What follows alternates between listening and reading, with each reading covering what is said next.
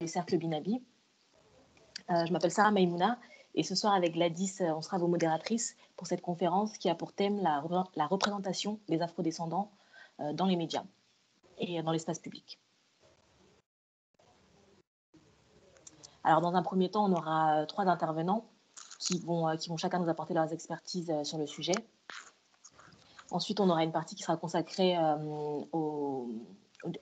la rédaction des réponses au sondage qui a été effectué au sein du cercle Binabi. Et dans un troisième temps, il y aura une période de questions-réponses où vous pourrez parler avec les intervenants et poser les questions qui vous seront venues à l'esprit au cours de la soirée. Je vais prendre la parole à partir d'ici. Donc bonsoir, donc je me représente. Donc je m'appelle Gladys Moussongela, cette année responsable du département web magazine du Binabi. Et avec Sarah, on va être les modératrices de cette soirée.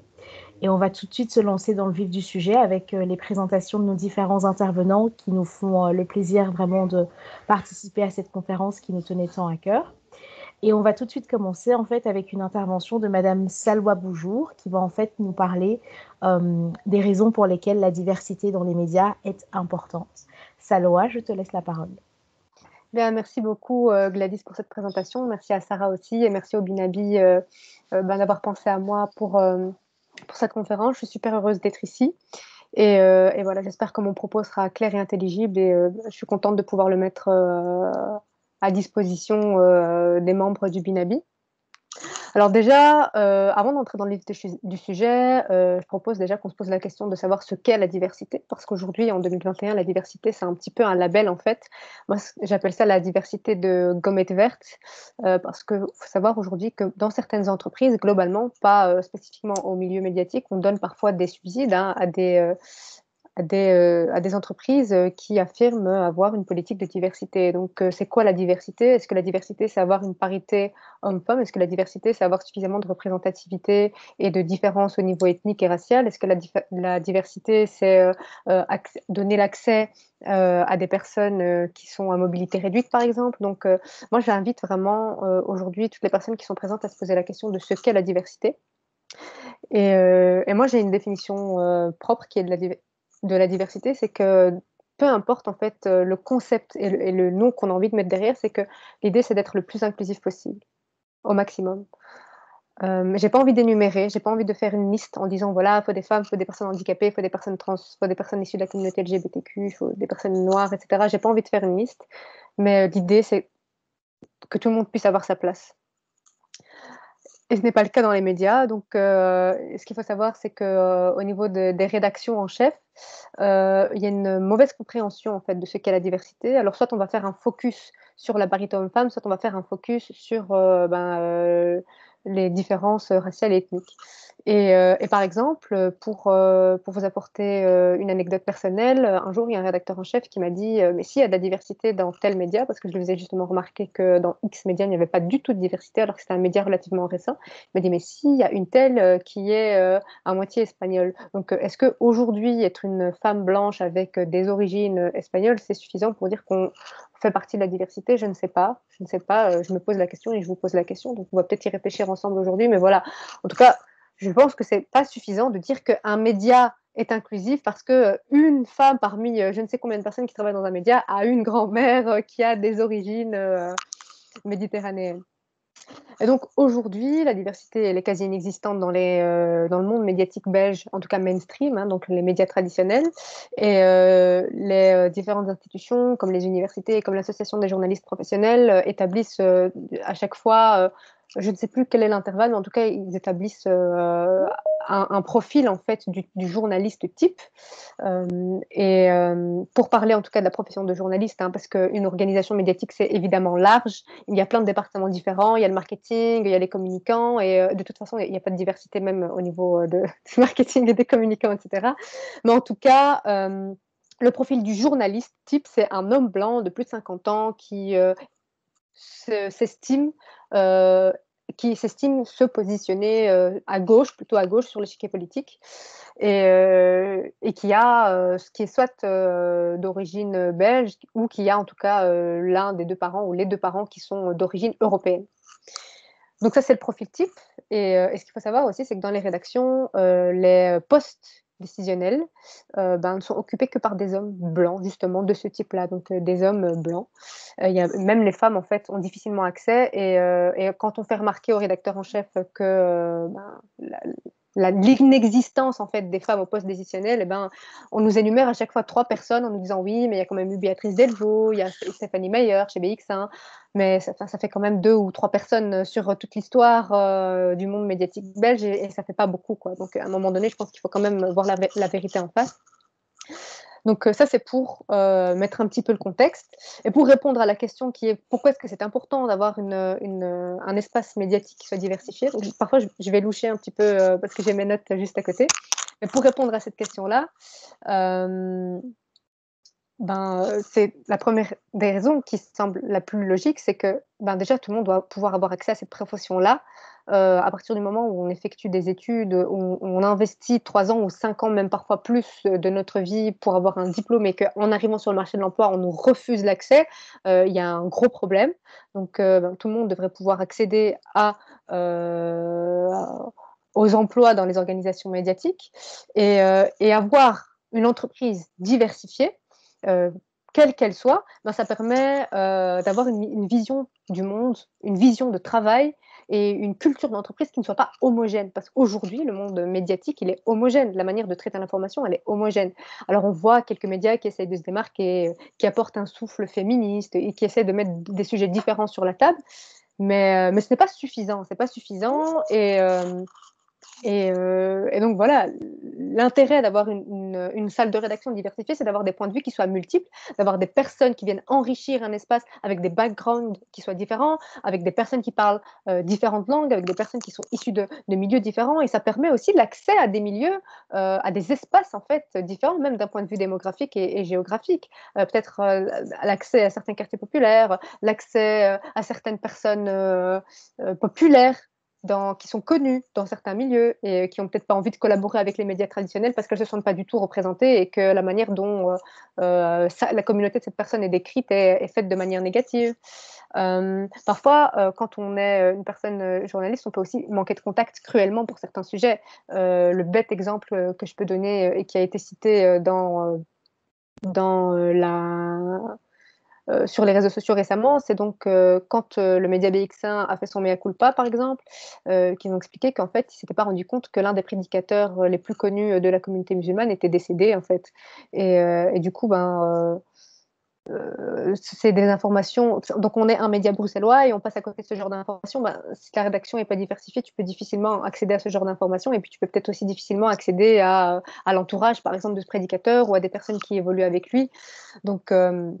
Donc voilà, c'est aussi l'accès à la créativité, à une manière de travailler différente. Et tout ce que je viens de citer, en fait, ça permet la performance non seulement de travail, mais la performance économique d'une entreprise aussi. Et ça, malheureusement, les médias l'ont encore compris à leur désavantage. Mais toutes ces synergies, en fait, quand on les met ensemble, on a de toute façon un média qui est beaucoup plus fort d'un point de vue économique. On a aussi une possibilité d'attirer, en fait, des publics différents. Vu qu'on va traiter les sujets d'une autre manière, on va avoir un phénomène d'identification aussi, avec des gens qui vont découvrir de nouveaux visages. Tout le monde n'a pas spécialement envie de voir tout le temps le même vieil homme blanc présenter le journal à la télévision, par exemple. Donc voilà pour ce qui est de l'importance. Ensuite, ça c'était donc plutôt pour le travail à proprement parler dans une rédaction. Ensuite, pour ce qui est du public, la question que j'avais posée lors de la conférence avec la RTBF et les Grenades, c'était mais qu'est-ce qu'en fait l'utilité, c'est quoi l'utilité d'un média homogène dans une société qui est multiple et qui est diversifiée en fait? À qui s'adresse ce média à part s'adresser à lui-même ou alors à une petite frange de la population? Donc, pour moi, un média qui n'est pas inclusif n'a absolument aucun sens aujourd'hui en 2021 dans un pays comme la Belgique où on est quand même cosmopolite, à Bruxelles en particulier. Et donc, quelle est sa mission? Je me pose la question, quelle est sa mission? Quelle est son utilité? Et le truc, c'est que c'est un peu contradictoire parce que ces médias-là s'attendent à faire des chiffres, évidemment, parce que même si c'est un service public, on s'attend à vendre cette information, on s'attend à attirer un public, on s'attend à ce que le public nous fasse confiance. Mais à partir du moment où le public ne s'identifie pas et qu'en plus de ça, il y a des représentations qui sont super négatives dans les médias traditionnels et qui sont vraiment stéréotypées, mais comment est-ce que vous voulez que les gens s'intéressent à votre média déjà? Donc, donc voilà. Et puis, l'importance aussi, c'est d'éviter la discrimination à l'embauche, qui est déjà interdite par la loi. Et ça revient à ce que je disais tout à l'heure, de pouvoir accéder à un emploi, en fait, tout simplement, au même titre que tous les autres, en fait, et de favoriser l'égalité des chances dans un pays qui est démocratique, j'ai envie de dire. Et en fait, on existe, nous existons en tant que minorité, que ce soit en tant que minorité musulmane ou en tant que minorité, en tant que minorité confessionnelle, donc peu importe, hein, que ce soit musulmane ou autre. Donc ici, je parle d'une minorité musulmane parce que c'est ce qui me concerne. Voilà, en tant que personne noire, en tant que personne handicapée, en tant que personne issue de la communauté LGBTQIA+, on existe et on doit être représenté, on est des êtres humains, on a besoin de se reconnaître, c'est des sentiments et des besoins en fait qui sont propres à tous les êtres humains, et c'est pas normal en fait de dénier toute une partie de la population sous prétexte que il y a des normes qui sont faites et que le journaliste doit pouvoir parler au plus grand nombre. Parce que ça, du coup, c'est la philosophie qu'on a dans les médias, c'est les journalistes doivent pouvoir parler au plus grand nombre. Donc, en fait, on est juste en train de dire que on a une norme qui est la norme dominante et qu'on a envie d'y répondre. Ce qui, à mon sens, peut être questionné. Et alors, dernier point, c'est que donc cette question d'inclusivité n'est pas réfléchie comme socle en fait des entreprises médiatiques, même pour les nouveaux médias qui ont vu le jour récemment. En fait, on va d'abord créer le média, après on va faire marcher le média, et après, je sais pas moi, 6 mois en route, on va se dire ah ouais, mais en fait on n'est que des personnes blanches et c'est pas normal, et on n'est pas inclusif et on aimerait bien être plus inclusif pour telle et telle raison. Mais du coup, c'est pas quelque chose qui est réfléchi au moment même de la création des entreprises médiatiques, ce qui devrait être le cas, je pense, en tout cas pour les nouveaux médias. Et alors, ce que je voudrais rajouter aussi, c'est que quand on pense la diversité, on va créer des cellules, en fait. Donc, je ne vais pas citer de nom aujourd'hui parce que je n'ai pas envie d'attaquer les médias, mais vous allez sûrement reconnaître les cellules desquelles je parle. Mais donc, on va créer des cellules. En général, ça va être des cellules qui vont s'intéresser à des sujets qu'on appelle urbains. Je mets des guillemets. Et là, on va mettre un paquet de diversité et on va mettre plein de gens d'origine étrangère. En général, c'est ça que les gens entendent, que j'expliquais tout à l'heure qu'il fallait voir ce qu'on entendait par diversité. Mais du coup, on va mettre plein de gens d'origine étrangère et dans un même... on va concentrer en fait toutes ces personnes dans un même endroit, mais l'information reste blanche. Et c'est pas normal. Donc voilà. Après, faut savoir, donc moi j'ai fait mon mémoire sur les violences interpersonnelles verbales contre les femmes journalistes dans les rédactions belges francophones. Donc il y a des femmes d'origine étrangère dans les médias. Alors on peut les compter sur les doigts des mains, hein, comme je l'ai dit. À plus de 90, les rédactions sont à plus de 90% blanches. Et donc, il y avait un volet intersectionnel dans mon mémoire qui s'intéressait au comportement raciste. Et oui, dans les rédactions, il existe du racisme.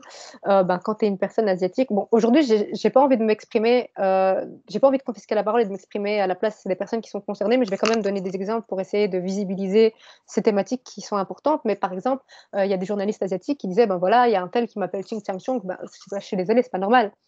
Donc, le syndrome, ce qu'on appelle le syndrome méditerranéen aussi, penser que les personnes nord-africaines sont fourbes, en fait. Il y a tout un tas de stéréotypes qui font partie de l'imaginaire occidental et colonial et même néocolonial. C'est que voilà, on ne peut pas faire confiance à une telle parce qu'elle est marocaine ou qu'elle est algérienne et qu'en fait ces personnes-là sont fourbes. Donc parfois c'est conscient, parfois c'est inconscient, mais ça existe. Il y a aussi le fait de vouloir cantonner les journalistes à certains sujets. Donc voilà, toi comme tu es musulmane, tu vas aller à Molenbeek et tu vas interroger les personnes sur la radicalisation et tu vas faire un sujet sur les mosquées.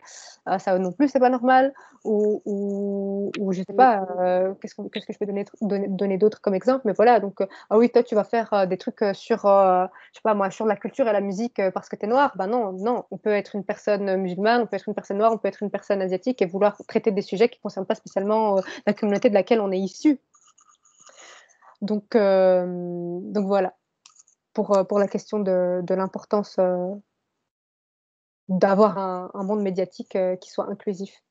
J'espère que j'ai répondu. J'ai essayé de donner un maximum d'informations en étant Tu nous as donné toutes les informations qu'il fallait. Franchement, merci beaucoup. C'est super intéressant. Dommage qu'on soit un peu limité par le temps. C'est vraiment très intéressant. Et donc maintenant, je vais en profiter pour donner la parole à notre second intervenant qui s'appelle Julien Trudahu et en fait qui va nous parler de tout ce qui est en rapport avec la propagande médiatique, excusez-moi, et son lien avec l'histoire belgo-congolaise. Julien, c'est bon, Oui, tu as la bonjour. parole. Je suis désolé, je viens d'arriver. Donc, si je peux passer après, on est déjà, je suis le troisième intervenant, c'est ça? Normalement le deuxième, mais si tu es plus à l'aise pour être le troisième, il n'y a pas de Oui, je souci. veux bien. Je suis vraiment désolé, j'ai eu des problèmes de connexion, donc je Non, non, viens d'arriver. il n'y a Ça pas me de problème. permettra d'atterrir un peu. Il n'y a pas Merci de problème, il beaucoup. n'y a pas de problème. Merci. Eh ben, dans ce cas-là, on va passer la parole à notre troisième intervenante, qui est Madame Maria Bemba, et qui justement va nous proposer quelques pistes de solutions par rapport à ces problèmes de diversité, de manque de diversité, pardon, qui sont rencontrés dans les médias belges. Maria, tu as la parole. Merci à tous et merci à Binabi pour l'invitation. Je suis très heureuse d'être là aussi. Et je suis tout à fait d'accord avec ce que Salwa vient de dire. Donc moi, je suis journaliste radio en fait. Je travaille à Bruxelles et c'est vrai que donc j'ai fait mes études à l'ULB également. Et c'est vrai que dès le départ, on nous a fait comprendre que voilà, le monde médiatique belge, il n'y a pas assez de place. Vous devrez faire votre place. Ça va être compliqué. Donc c'est vrai que c'était une problématique dont j'étais déjà consciente à l'époque. Mais moi, à côté des autres, j'avais une autre problématique dans ma tête. C'est que je me disais, oui, il n'y a déjà pas de place pour tout le monde. Mais moi, en plus, je suis noire et je suis une femme noire. Donc, j'ai pas du tout envie de genrer le débat ici, mais c'est une réalité à laquelle j'étais déjà confrontée et je savais déjà, parce que je regarde la télé comme tout le monde, que, comme Salwa l'a dit, la diversité dans les médias francophones belges, voilà, on va dire qu'il n'y en a pratiquement pas. Donc, déjà à l'époque, j'avais cette réponse-là. Et à la fin de mes études, c'est la même réponse que j'avais. Les personnes noires, on ne les voit enfin, surtout les afrodescendants, on va dire en général, on ne les voit pas du tout à la télé. Il n'y a pas d'experts noirs à la télé. Les seuls moments où on voit des noirs à la télé, c'est pour parler culture, musique, rap ou foot, j'en passe. Mais sinon, il n'y a pas d'experts afrodescendants à la télé, comme si les personnes afrodescendantes n'avaient pas fait de hautes études. Et moi, personnellement, ça m'a toujours choquée. Ça me choque évidemment en tant que citoyenne belge, mais aussi en tant qu'afrodescendante qui est diplômée et qui travaille justement dans le monde des médias. Et c'est quelque chose maintenant que je vis au quotidien. Comme Salwa l'a dit, les rédactions, elles sont blanches. Il n'y a pas vraiment de personnes racisées, d'afrodescendants dans les rédactions. Et personnellement, j'estime que les principaux responsables, pour moi, c'est carrément les médias eux-mêmes. Parce que c'est bien de dire que le racisme, c'est mal, qu'il faut de la diversité. Mais je pense que si eux-mêmes, dans leur propre structure, ne la pratiquent pas la diversité, ils ne sont pas très crédibles. Donc, le public ne va pas s'habituer à avoir des afrodescendants si les médias ne franchissent pas le pas. Je n'ai pas envie de dire le mot oser, mais c'est carrément ça, oser mettre une personne afrodescendante, voilà, présenter le JT, faire des reportages, on les voit derrière, mais pas devant. Donc, voilà, ça, c'est vraiment le problème de la télé médiatique belge. Et voilà, ça me choque vraiment. Alors, on a eu un espoir, donc quand je dis on a eu, c'est vraiment les journalistes donc afrodescendants. On a eu un petit espoir il y a 1 an et demi, 2 ans, quand on a entendu le lancement d'une chaîne de télévision. Donc, je pense que c'est celle que Salwa parlait, je ne me trompe pas. On a eu un petit espoir, on s'est dit, voilà, avec l'éveil de conscience qu'il y a maintenant, avec les mouvements de contestation, la libération de la parole, voilà, peut-être que les choses vont changer, peut-être que là, on va voir des afrodescendants, voilà, en plus, c'était une chaîne à Bruxelles, enfin, c'est une chaîne de télévision à Bruxelles, on va peut-être voir un peu de changement. Eh bien, sincèrement, on a totalement été déçus, parce que la photo de rentrée, c'est même pas 90% de blanc, c'était 100% de blanc. Donc, je pense qu'ils ont été, enfin, je pense pas, ils ont été clairement très critiqués, parce que voilà, j'ai postulé, j'ai des amis afrodescendants qui ont postulé, et voilà, comme par hasard, personne n'a été pris, comme si, voilà. Après, on se pose aussi des questions sur soi-même, à se demander, voilà, c'est quoi le problème? Est-ce qu'on est compétent? On se remet en question au final. Franchement, on se demande s'il y a quelque chose qui ne va pas, si, et après, on en a parlé entre nous, on a dit, bah non, ça j'ai fait, j'ai bien fait, et comme par hasard, on n'a pas été pris. Donc, par rapport à, voilà, ça c'était mon regard aussi par rapport à la diversité. Donc, je rejoins totalement Salwa en disant que pour moi, j'ai même envie de dire qu'il n'y en a pas. Mais bon, on va être positif en disant qu'il y a quand même des choses qui se font et qu'il faut quand même les souligner. Mais voilà, pour moi, je dirais non, il n'y a pas forcément de diversité dans les médias francophones belges, en tout cas. Et comme solution, j'avais pensé, mais je suis vraiment, comment dire, triste de penser à ce genre de solution, c'est de faire peut-être de la discrimination positive.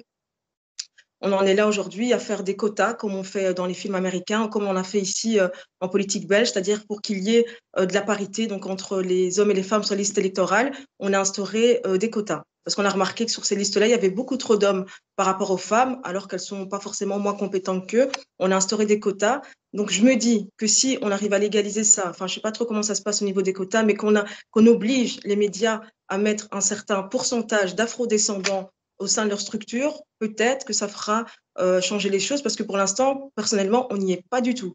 On n'y est vraiment pas, donc je me dis que ça peut être une des solutions, mais pour moi, c'est une solution malheureuse, et j'espère que ce sera une solution qu'on mettra en place, mais plutôt à court terme, parce que je pense qu'il faut peut-être malheureusement habituer une certaine partie de la population à voir des gens d'origine étrangère, des gens racisés à la télé, que peut-être, je ne sais pas, dans 5 ans, 10 ans, je suis très optimiste en disant ça, la partie de la population, parce que je ne vise pas tout le monde évidemment, mais cette partie-là de la population qui a du mal à voir une personne noire présentée, si c'est la météo ou une émission culturelle, je ne sais pas pourquoi, mais passons, peut-être que cette partie de la population-là, d'ici 5 ans, 10 ans, elle aura peut-être l'habitude de voir des personnes racisées à la télé.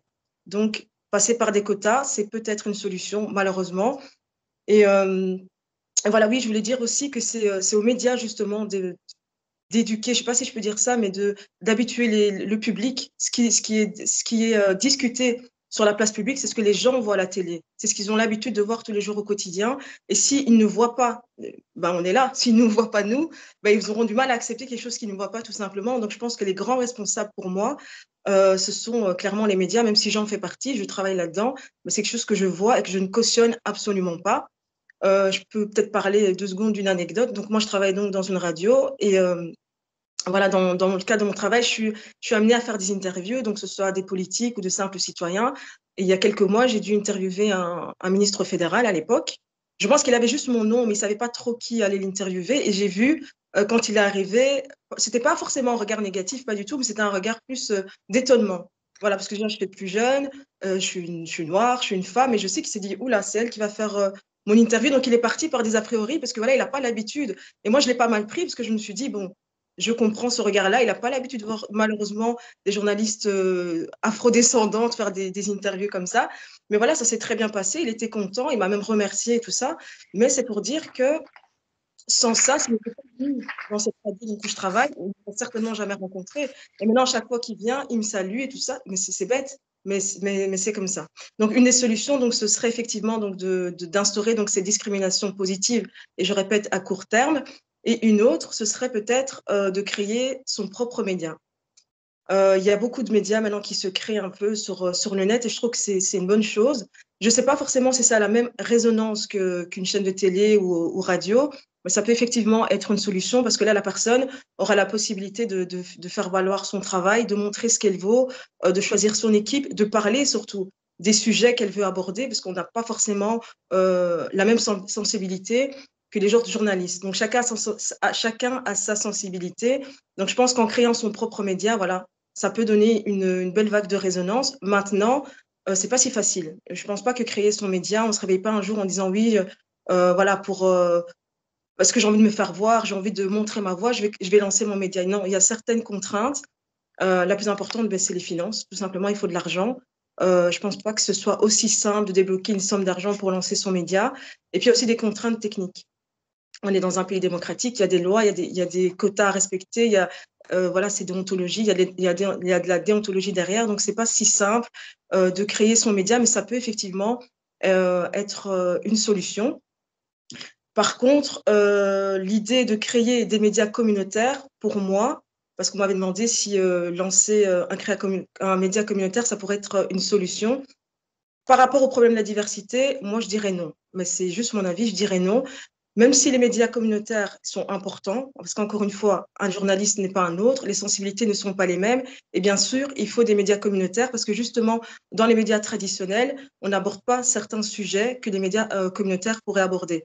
Par exemple, pour citer l'Afrique, ce qui se passe par exemple au Sénégal, j'en ai pas forcément entendu beaucoup parler. Et je pense qu'un média communautaire pourrait aborder le sujet avec une certaine sensibilité qu'un média traditionnel n'aurait pas.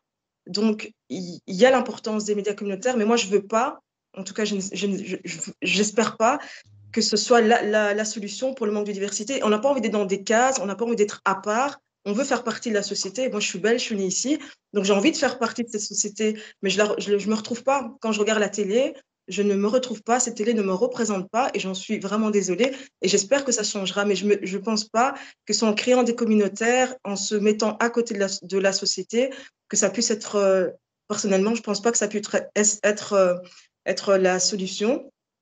Mais voilà, désolée, je me sens un peu embrouillée, mais j'espère que mon propos est clair. Mais, Très mais clair. voilà. Ah, ben Très d'accord, bien ça va. expliqué, très intéressant. Merci beaucoup. Et donc, pour terminer, on va donner la parole à notre dernier intervenant, qui est monsieur, donc, je vais le répéter, c'est monsieur Julien Trudahue, qui va donc nous parler de la propagande médiatique et du lien que cette dernière entretient avec l'histoire belgo-congolaise. Et donc, Julien, tu as la parole.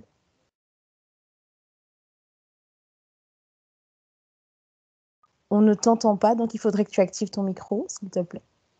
Désolé. Voilà, c'est Voilà, mieux c'est comme parfait. ça? C'est parfait. Je ne vais pas parler de propagande médiatique, hein. Je crois qu'on en a assez de la propagande médiatique en ce moment. Mais par contre, on m'a demandé de parler de propagande coloniale. Donc, ce n'est pas du tout la même chose.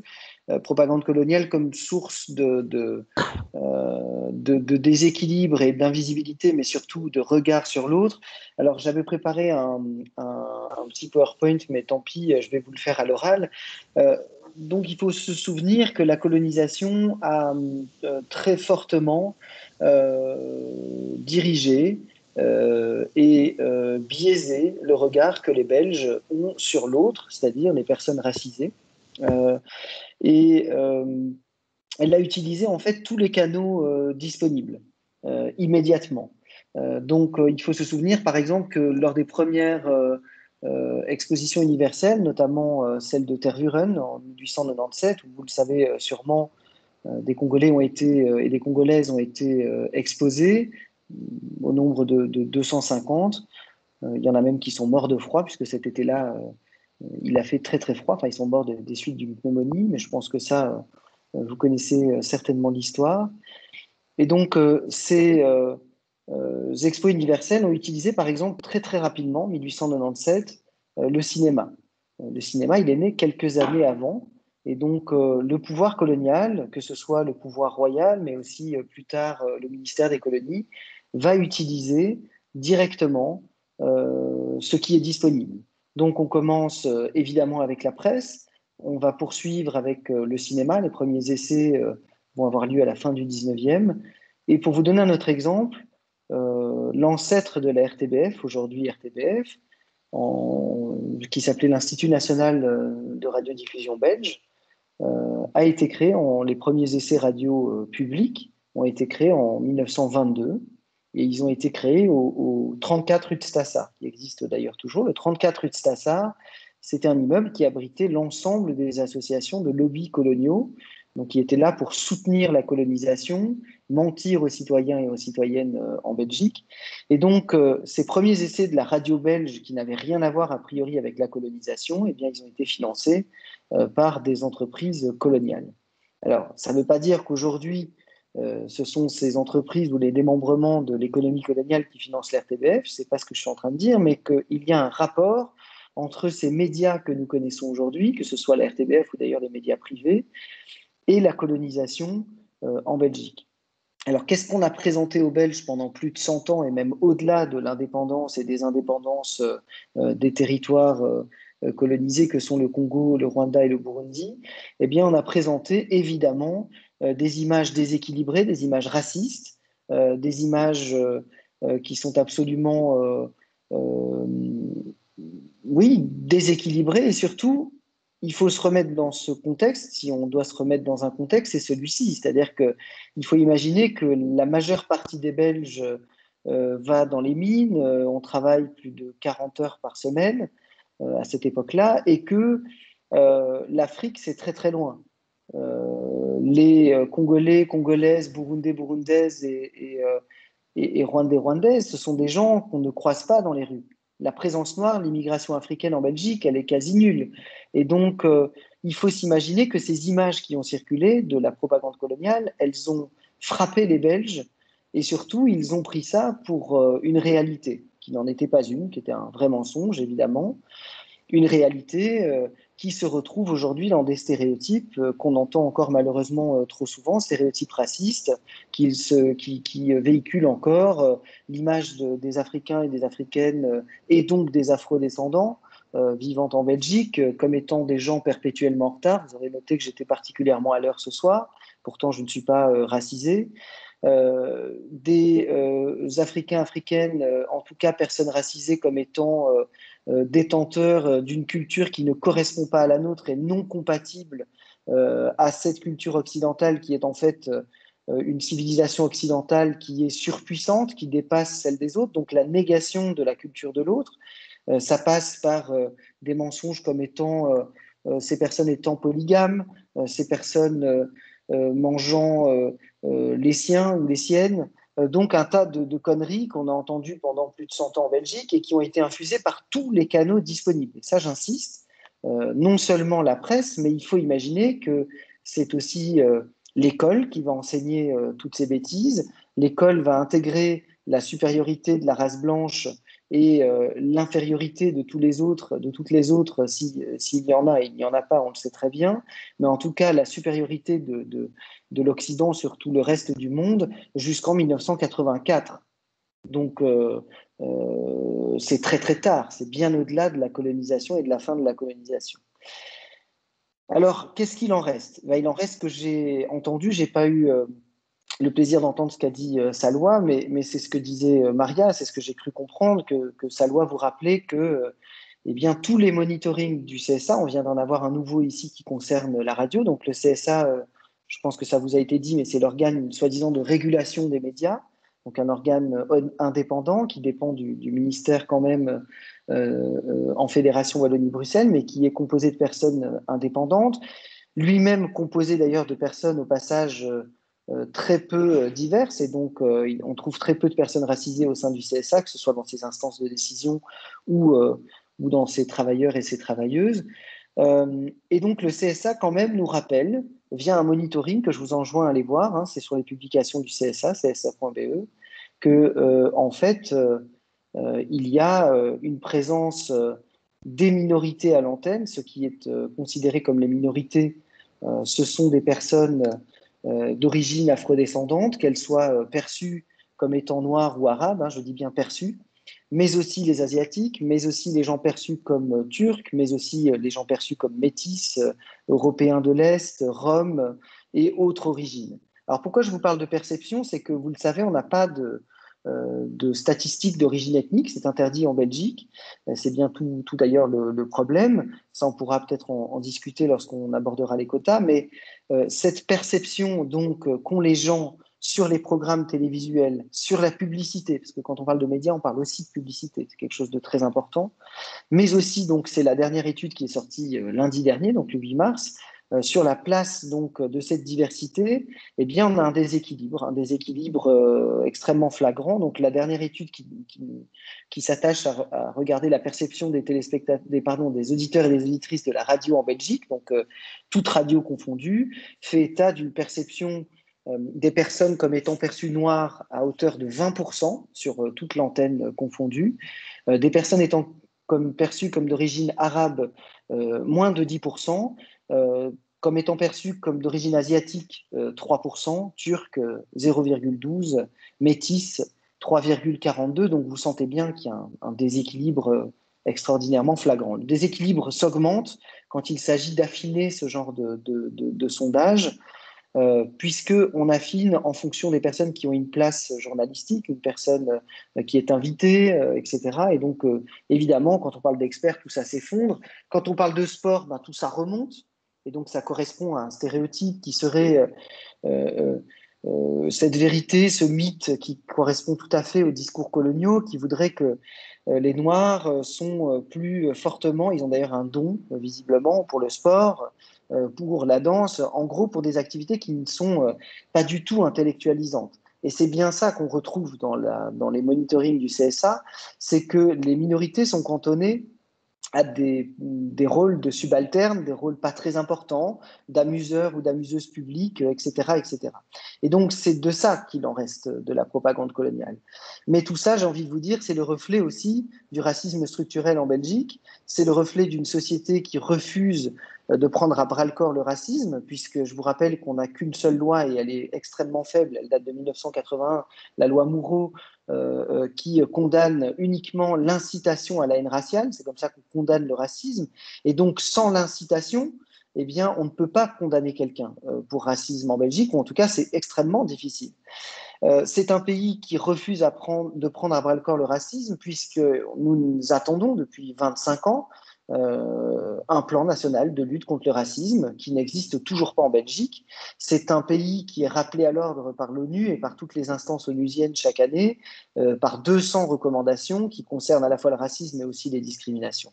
Donc, c'est tout ça qu'on trouve dans le schéma médiatique. Alors, comment est-ce qu'on en sort? J'entends une solution. Je pense que l'une des solutions serait de passer par un temps où on oblige les stations de télévision, mais aussi les stations de radio, à insérer plus de diversité. Je crois que la question des quotas, il faut très sérieusement plus qu'y réfléchir, mais la mettre en place. Tout ça appartient évidemment au pouvoir politique. C'est-à-dire que je crois que c'est très clair et il ne faut pas l'oublier. Je crois qu'il y a une responsabilité évidemment dans les responsables des médias, ça c'est clair. Mais si demain on veut insérer des quotas, il ne faut pas en attendre quoi que ce soit de ces dirigeants de médias, puisqu'on vient de vous dire qu'ils n'étaient pas justement concernés directement par ces discriminations, ils ne sont pas concernés individuellement par le racisme, et ils participent évidemment à un système en place. Et donc, pour ça, il faudrait qu'on ait des hommes et des femmes politiques courageux et courageuses.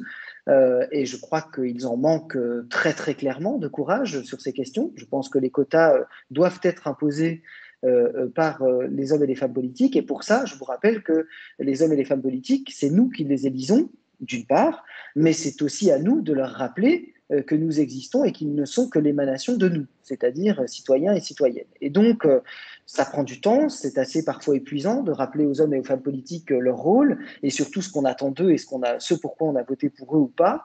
Et donc, c'est aussi à nous de nous mobiliser pour que ces quotas soient mis en place, pour que cette diversité atteigne les rédactions.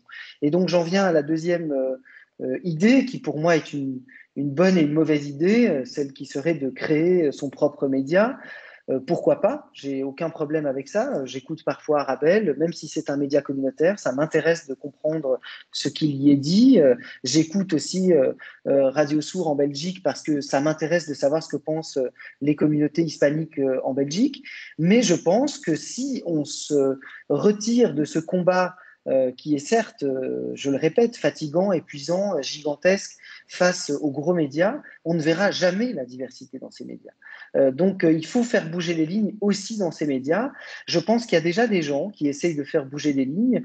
Vous le savez peut-être, dans certains médias, et notamment, c'est bien heureux, du service public, il y a des personnes qui s'occupent de diversité au sens large, donc y compris des diversités de genre. C'est le cas à la RTBF avec un plan de diversité qui a été imposé en quelque sorte aussi par le pouvoir politique, mais aussi mis en place notamment par Safia Kessas, qui est la responsable diversité à la RTBF, et qui fait un boulot de David contre Goliath. Et encore une fois, je pense qu'on a dans nos mains quelques armes et quelques outils qui permettraient de faire bouger les lignes. J'en ai un particulièrement que j'utilise personnellement assez régulièrement, c'est l'outil de médiation. Il existe une médiation à la RTBF, on en pense qu'on en veut, elle est énormément évidemment importante, mais elle est aussi très faible. Et plus on sera d'auditeurs et d'auditrices à se plaindre auprès de la médiation, et plus les choses seront renforcées en termes de diversité. Donc moi, par exemple, à chaque fois que j'entends à la RTBF quelque chose qui ne me plaît pas en termes de diversité, je le fais savoir à la médiation, je fais remonter. Et je pense que si demain on est 200, 300 à écrire des mails à la médiation de la RTBF, à un moment donné, c'est toujours pareil, ça risque de bouger. Donc voilà comment je peux conclure. Il y aurait beaucoup de choses à dire là-dessus, mais voilà, je peux aussi répondre à des questions, ou en tout cas converser avec vous. Merci. On m'entend? Oui. Merci beaucoup pour cette intervention, c'était très intéressant. On a appris beaucoup de choses.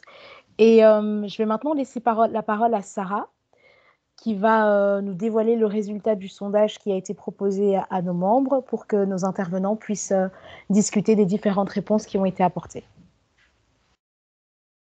Ok. Alors, je tenais aussi à remercier les intervenants pour tout ce que vous nous avez appris, à la fois au niveau historique aussi, même au niveau des informations dont on peut avoir besoin si on veut se lancer dans le monde médiatique. Et donc, on va passer au résultat du sondage en commençant par les questions qui avaient été soumises par Salwa. Bonjour. Et donc, la première question, c'était quelle est votre définition de la diversité? Ah, génial, merci. Donc là, on a différentes réponses. Je ne sais pas si Salwa, par exemple, si tu voudrais réagir sur les différentes réponses qui ont été apportées à ta question. Ouais, je vais juste les lire. Donc, notion pour définir les minorités ethniques corporelles sont plus représentées dans la société. Tu peux les lire aussi si tu veux. Ah oui, je veux bien. Donc ensuite, on a la diversité, c'est le fait d'observer une multitude de profils différents les uns des autres. Ça, c'est une définition pour le concept de diversité. On a ensuite un mélange de différences. Ensuite, c'est refléter les différentes couches de notre société dans toute sa richesse. La diversité, c'est aussi la représentation d'une variété d'origines, de cultures, etc. Une pluralité d'origines, d'appartenance religieuse, d'orientation sexuelle. C'est quand il n'y a pas un groupe type majoritaire. Ça résonne avec pas mal de choses que vous avez dites. C'est que chaque personne puisse s'identifier à une autre personne dans la société. Ok. Ça, c'est les réponses qui sont revenues. Du coup, je pense que si on avait envie de faire une définition de la diversité, il faudrait reprendre un petit peu tous les éléments qui ont été donnés là. Et encore, je pense qu'ils ne sont pas suffisants parce que c'est un petit peu paradoxal ce que je vais dire, mais du coup, même si on a envie de représenter, parce que donc ici, là, par exemple, pour le dernier élément qu'on propose, c'est que chaque personne puisse s'identifier à une autre personne dans la société. En Belgique, ça me paraît un petit peu compliqué. Parce que si... Est-ce que vous m'entendez? On t'entend très bien. C'est juste, je crois que ta caméra qui est figée.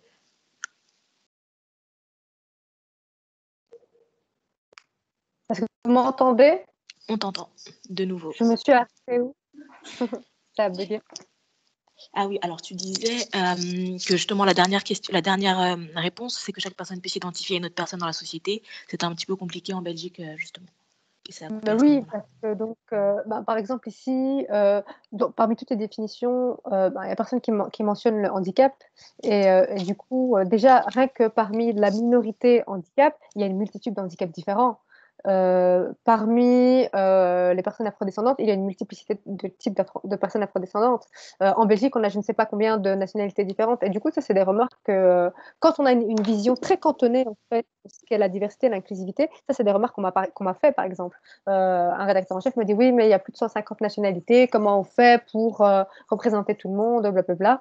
Donc voilà, ici, de nouveau, on en revient à ce que je disais au tout début, c'est que l'idée, c'est d'être le plus inclusif possible, en fait, et de ne pas répondre à une norme. Et là, je le vois ici dans l'avant-dernière définition, c'est quand il n'y a pas un groupe type majoritaire. Et donc voilà, l'idée, c'est de pouvoir déconstruire les standards, à savoir qu'aujourd'hui, le monde médiatique est très standardisé. Et dans les syllabus universitaires, en tout cas pour ce qui est de l'ULB, on peut lire que un journaliste qui présente le JT doit être séduisant. Donc ça, c'est le mot repris tel quel dans le syllabus.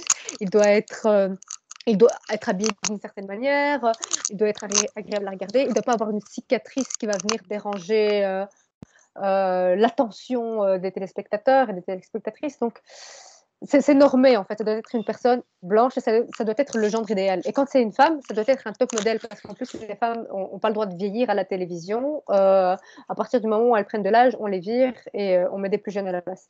Voilà, c'est pour dire qu'au final, il faut vraiment être le plus inclusif possible et s'éloigner au maximum des standards et de la norme parce qu'ils répondent à une norme coloniale, en fait. Ils répondent à une norme coloniale, à une norme dominante. Donc voilà pour cette question-là. Ok, merci beaucoup en tout cas pour tous les éclairages que tu as pu apporter. Donc là, ensuite, c'est une autre question que tu as pu poser lors du sondage, c'est où vous informez-vous et pourquoi choisissez-vous ces médias et ou plateformes? Donc là, on a les réponses les plus populaires qui sont revenues. Donc les premières réponses, c'est via page Instagram, parce que je suis tout le temps sur cette application. Sur les sites des médias traditionnels comme Le Soir, Plus, dans le cadre de mes études de communication. Ensuite, on a auprès des journalistes médias indépendants, parce que je les choisis avec soin et je vois leur travail de fond. Une autre réponse, c'est YouTube, Twitter, RTL, TVI, car je peux accéder à un contenu diversifié. Ensuite, on a Twitter, YouTube, médias en ligne belges et internationales, parce qu'il y a des orientations différentes de traiter l'information et par des gens qui me ressemblent. Donc, oui. Et ensuite, on a médias traditionnels, le soir, RTL, c'est pratique sur le téléphone ou dans le métro. Ouais. Et une dernière personne nous dit, je m'informe sur Internet ou en regardant les informations. Bah, du coup, là, ce qu'on peut remarquer déjà, c'est que les médias traditionnels, ils sont d'une certaine manière les plus accessibles parce que c'est ceux qui sont en fait, c'est ceux qui ont le plus de financement et c'est ceux qui vont être le plus visibles d'emblée sur les réseaux. Parce que comme l'a dit Maria tout à l'heure, c'est un défi en fait de se lancer en tant que média. Donc évidemment, ça va être le plus simple. Et même quand on a une personne qui ne se sent pas représentée, quand on a besoin d'une information rapide, c'est ce qu'on va checker en premier lieu. Donc ici, je vois, c'est pratique sur le téléphone dans le métro. On est dans le métro, entre deux correspondances, on va regarder vite fait ce que disent les médias traditionnels. Donc là, on voit déjà un impératif. Après, ce qu'on constate aussi, c'est qu'on ne se dirige pas uniquement vers les médias traditionnels et il y a tous les concurrents directs des médias traditionnels, à savoir les réseaux sociaux qui sont cités, donc Twitter, YouTube aussi, donc, qui est une plateforme vidéo, et Instagram. Donc tout ça, ce sont les concurrents directs des réseaux sociaux, hein, qui fournissent aussi de l'information de types différents. Ça peut être les médias traditionnels qui se trouvent sur ces plateformes, mais ça peut être aussi tout un tas de contenu médiatique qui est créé. Et je vais appeler ça c'est un peu du contenu subversif. J'aime pas trop ce mot, mais du coup.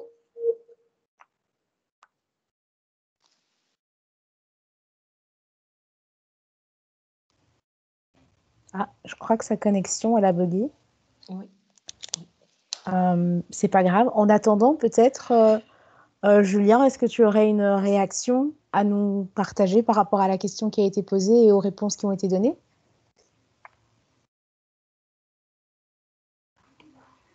Je suis de retour. Je ne sais pas à qui est-ce que la question a été adressée.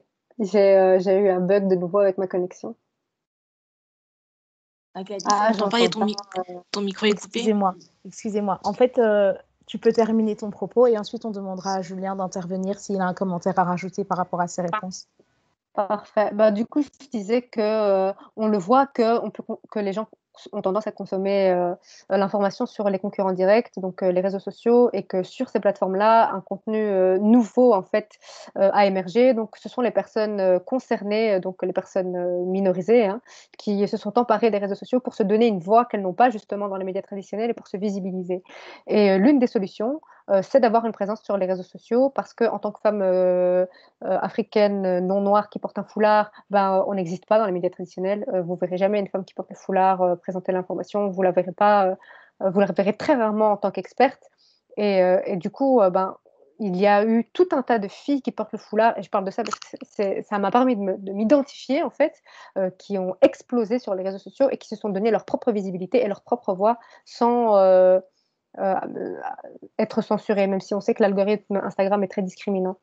Donc voilà, je pense que c'est l'une des pistes essentielles pour pouvoir, en tant que personne soit militante, soit juste personne minorisée, en fait, exister par nous-mêmes via les réseaux sociaux. Donc ça ne m'étonne pas qu'il soit repris dans le sondage. Voilà. Merci beaucoup.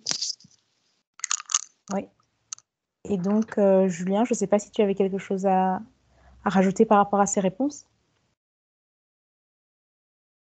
Alors, il y a un problème de son. On ne t'entend pas. Pourtant, le micro a l'air activé. Donc, ça doit être autre chose.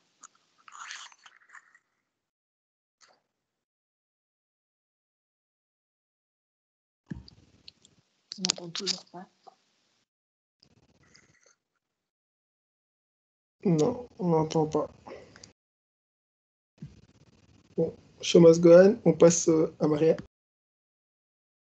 Alors, je crois qu'on a encore une question qui avait été soumise par Salwa. Non, c'était par Maria, je pense. D'accord. Ok, donc la question, c'est selon vous, la diversité est bien représentée dans le paysage médiatique francophone en Belgique? Est-ce que vous m'entendez maintenant? Là, on vous entend. Ah, ok, ça va. J'interviendrai après. Ok. Et donc là, pour réponse, on a eu l'unanimité. Bon, un non catégorique, quoi. Voilà. Il n'y a pas de franchement, nuance. On est tous d'accord pour dire qu'il n'y a clairement pas de diversité dans les médias en Belgique, mais c'est un triste constat, en fait.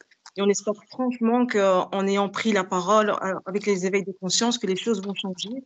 Comme je l'ai dit, c'est vraiment aux médias, pour moi, de faire le premier pas, de tenter, de oser faire la différence. Et comme ça, ce non se transformera peut-être en oui, peut-être 10%, 10 ans, 20% dans 20 ans, je ne sais pas. Mais c'est vraiment aux médias déjà de un, et à la société évidemment aussi de faire quelque chose. Donc ce 100%, ça ne me réjouit pas d'avoir raison, mais voilà, ça ne m'étonne pas, quoi. Ceux qui auraient dit oui, j'aurais demandé peut-être leurs arguments pour dire oui, j'aurais peut-être demandé, mais le 100% non, ça m'étonne absolument pas et c'est triste. C'est un triste constat. Je suis totalement d'accord avec vous. Et donc la question suivante, c'est décrivez la représentation des personnes minorisées dans les médias en 3 mots. Et donc là,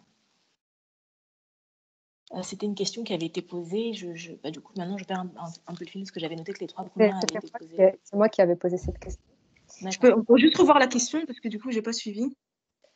Décrivez la représentation. Ok.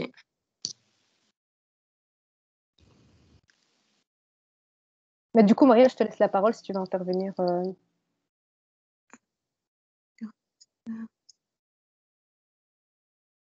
Et donc ça, c'est tous les mots qui sont...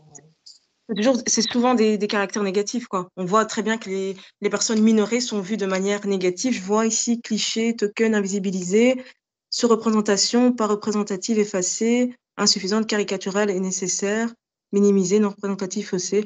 Donc on voit, oui, que les personnes minorées sont vues de manière négative un peu dans les médias. On les présente pas souvent, en tout cas, de manière positive. Et ça aussi, il faut que ça change. Et voilà, le constat est toujours le même. C'est souvent dans la même mouvance ici, donc c'est négatif.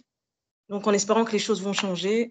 Mais voilà, le constat aussi est pas très réjouissant ici aussi, malheureusement. Invisible. Il y a même quelqu'un qui a mis invisible. Donc, Et du coup, si moi je devais commenter ça, déjà, comme Maria, pour moi, c'est pas une surprise. Et alors, si je peux apporter 2 éléments, c'est que pour ce qui est du caractère déshumanisant, je peux apporter l'exemple des violences policières. À chaque fois qu'il y a une personne qui va décéder dans le cadre d'une interpellation policière, ça va être un homme africain. Donc, soit noir, soit nord-africain. Et c'est quasiment systématique, mais on va à chaque fois tenter de les décrédibiliser et de manière complètement déshumanisante en disant qu'en fait, c'était un délinquant ou qu'en fait, il avait... Le dernier titre que j'ai vu dans la presse, c'était...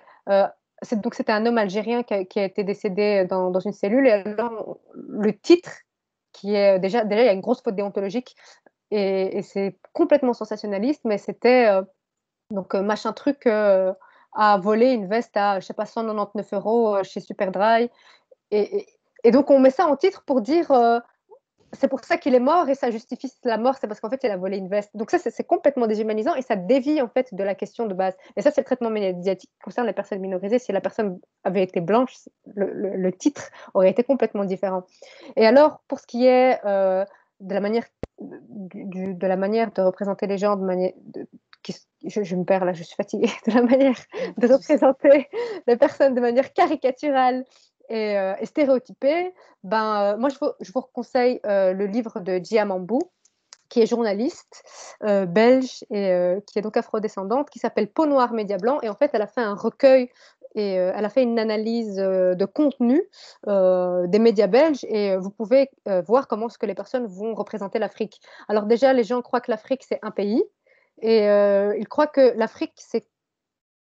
En Afrique, il n'y a que des Noirs, en fait. Ils ne considèrent pas les personnes nord-africaines comme étant des personnes africaines. Donc, je ne sais pas d'où je viens. Je ne suis pas africaine, manifestement, selon les médias. Parce qu'ils font vraiment une dichotomie, en fait, entre les personnes subsahariennes et les personnes nord-africaines. Et on peut le voir, comme on l'a dit, qu'on va être cantonné à des sujets de sport, de musique, à des rôles de subalternes, à des sujets qui sont légers, en fait. Et croyez-moi, si demain, je décide d'enlever mon foulard et que je fais des blagues et que j'ai envie et que je commence à imiter l'accent de ma grand-mère et à faire des blagues débiles sur mes parents, on va mettre tous les projecteurs sur moi, on va me donner des subsides pour mes projets et je vais avoir une super place dans les médias parce que je vais répondre en fait à l'image à l'image coloniale en fait qu'on se fait de moi. Donc soit en tant que femme musulmane africaine, j'ai soit cette opportunité-là de faire des blagues et d'être dans un rôle vraiment de déblatérer des débilités à la seconde, soit d'avoir un propos qui soit super raciste et islamophobe en étant moi-même d'origine étrangère et étant issue d'une famille musulmane. Donc moi, j'ai 2 possibilités en tant que femme africaine musulmane. Donc voilà, et je vous conseille vraiment, vraiment de lire le bouquin de Gia. Ça parcourt vraiment de manière globale la manière dont l'Afrique est représentée dans les médias belges. Il y a des titres qui sont très récurrents comme Saga Africa. À chaque fois qu'on va parler d'une problématique qui concerne l'Afrique, on va dire Saga Africa. Et c'est un truc, moi, ça me dépasse. Donc voilà, je vous conseille vraiment de lire ce bouquin. Je l'ai d'ailleurs mis dans la conversation pour les personnes qui seraient intéressées.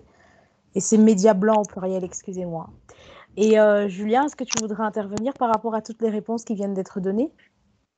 Non, là, vous m'entendez maintenant? Oui. Oui. Non, voilà, rien de plus.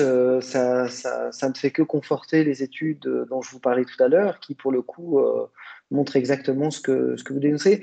Ce que je voudrais quand même dire, c'est que j'ai toujours un peu de mal avec cette opposition médias traditionnels et médias quoi? Et nouveaux médias. Alors, de quoi est-ce qu'on parle dans les nouveaux médias? Toujours dans cette optique de se dire que déjà au sein des médias traditionnels, on adopte de nouvelles techniques. De quoi est-ce qu'on parle? Est-ce qu'on parle de la méthode? Est-ce qu'on parle de la technologie employée? Si c'est de la technologie, c'est clair que le soir papier, c'est un média dit traditionnel, même vieux média, et qu'une application ou un média en ligne, c'est un nouveau média. Mais donc, je voudrais quand même rappeler que journaliste, c'est un métier qu'il répond à des règles, qu'on soit noir, bleu, jaune ou rouge, et que par contre, on voit pointer de plus en plus de médias qui se disent indépendants, mais qui en fait font tourner une caméra ou un téléphone portable. Alors oui, ces médias sont très importants quand il s'agit notamment de témoigner.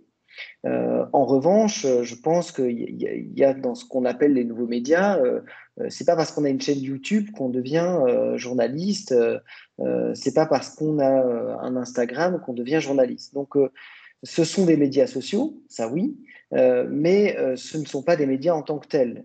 Un journaliste répond à un certain nombre de choses, que ce soit ici ou ailleurs, qui induit un travail, etc. Donc, faut juste se méfier de ces médias qu'on identifie comme étant, alors là, on peut en parler, des médias mainstream, qui sont d'ailleurs très peu diversifiés et très peu divers, ouverts aux minorités certainement pas, et des médias alternatifs ou indépendants. Mais voilà, c'est juste une réflexion sur ce qu'on appelle les nouveaux médias et tout le reste. Voilà. Merci beaucoup. Alors, je pense qu'on peut passer à la question suivante. Il y en avait une dernière, qui était donc: la mise en place de la discrimination positive peut-elle être une des solutions au manque de diversité dans les médias belges? Et là, on a un résultat qui est assez 25 ans. nuancé. Voilà. J'aimerais bien après avoir un avis de savoir pourquoi on a dit non. Mais pour moi, comme je le disais, donc ça c'était ma question. Pour moi, comme je le disais dans le début du débat, pour moi, ce serait effectivement une des solutions. Je suis pas forcément 100% pour, mais je me dis au point où vont les choses. Je pense que s'il y a quelque chose qui peut faire évoluer la situation, c'est bien l'instauration de cette discrimination positive, donc en passant par les quotas. Mais comme j'ai dit, ce serait vraiment une solution à court terme. Vraiment, maintenant, il faut voir si c'est possible à mettre en place, dans quelles conditions on va la mettre en place, cette discrimination positive, à qui on va demander, quel est le pourcentage d'afrodescendants qu'on va demander dans un média, à qui on va demander ça, comment ça va se passer. Il faut voir franchement si c'est possible à mettre en place.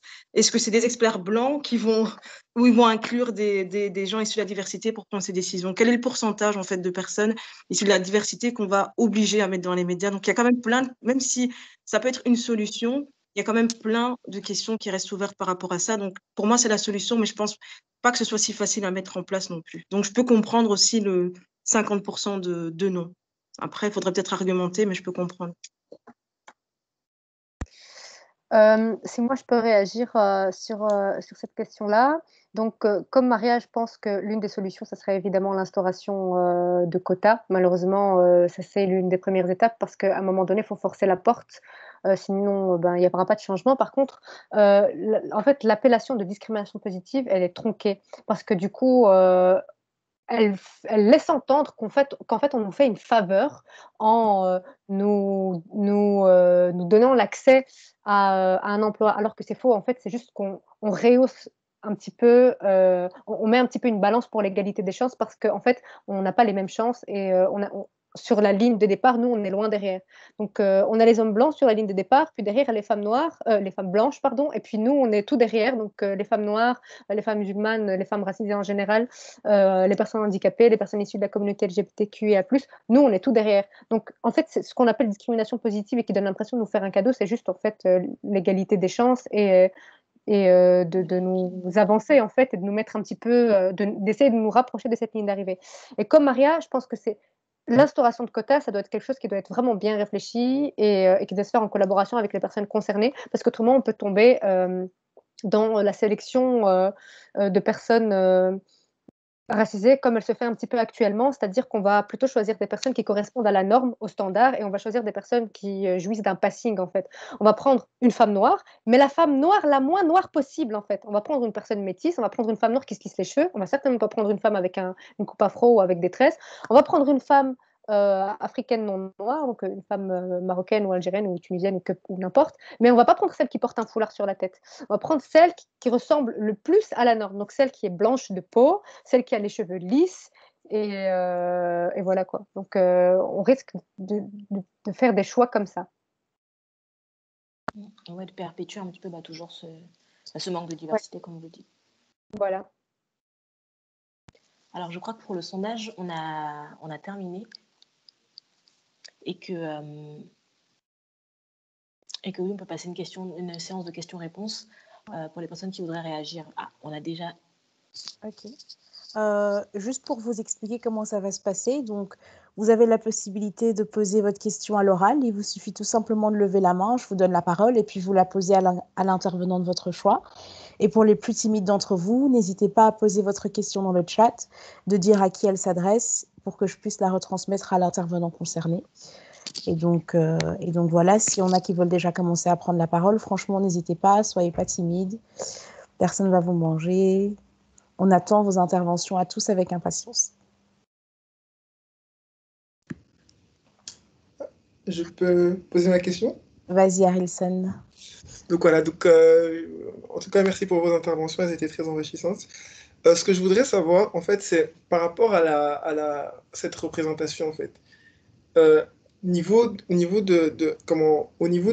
notre identité, au niveau de quel effet elle a sur nous, en fait, dans le sens où certains pourraient se dire que voilà, cette représentation, elle n'est pas si...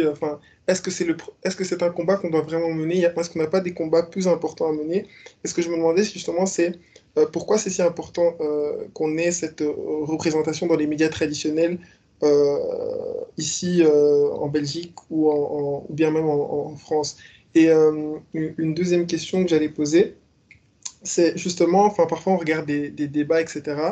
Et on a des personnes afrodescendantes, noires ou maghrébines qui sont sur ces plateaux, mais on a l'impression, ou parfois même on a des débats, on va par exemple avoir un débat sur le foulard ou un débat sur le racisme ou quoi que ce soit, et les gens ne sont pas, c'est un débat entre blancs en fait. Quelle est votre position dessus? Ou bien s'il y a une personne noire, on va pas lui donner la parole, ou bien quoi que ce soit. Voilà. Désolé pour ma question un peu qui part dans tous les sens, mais j'espère que vous avez compris. Et ma question s'adresse à qui veut répondre. Maria, je sais pas si tu veux répondre. Pour la première partie, donc c'était pourquoi c'est important la représentation des personnes afrodescendantes. Comme j'ai dit moi dans ma partie, c'est que voilà comment je regarde la télé, j'ai envie de me sentir représentée. J'ai envie que les personnes qui me parlent sachent de quoi elles parlent et parlent de choses qui me touchent aussi. Une personne blanche de 50 ans va pas forcément s'intéresser à ce dont je m'intéresse. Donc, une personne noire d'une trentaine d'années, on n'aura pas forcément le même centre d'intérêt et tout simplement parce qu'on fait partie de la société. On a envie d'être représenté dans les médias parce qu'on est là, qu'ils le veuillent ou non, on fait partie de cette société et on a envie d'être représenté d'une certaine manière.